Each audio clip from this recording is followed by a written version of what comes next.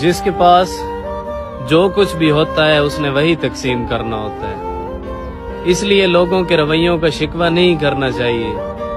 یہ ضروری نہیں ہے کہ ہر کسی کی جھولیاں پیار، محبت، خلوص، اپنائیت اور بے غرضی جیسے موتیوں سے بھری پڑی ہوں، نہیں۔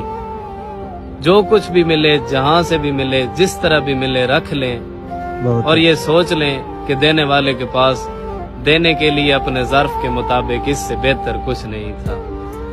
قصے میری الفت کے جو مرکوم ہیں سارے، آ دیکھ تیرے نام سے موسوم ہیں سارے، بہت اچھا۔ بس اس لیے ہر کام ادھورا ہی پڑا ہے۔ خادم بھی میری قوم کے مخدوم ہیں سارے، اور اب کون میرے پاؤں کی زنجیر کو کھولے۔ حاکم میری بستی کے بھی محکوم ہیں سارے، اور شاید یہ ظرف ہے جو اب تک خاموش ہوں، ورنہ تو تیرے عیب بھی معلوم ہیں سارے، اور ہر جرم میری ذات سے منسوب ہے محسن۔ کیا میرے سوا شہر میں معصوم ہیں سارے، کس سے میری الفت کے جو مرکوم ہیں سارے، آ دیکھ تیرے نام سے معصوم ہیں سارے۔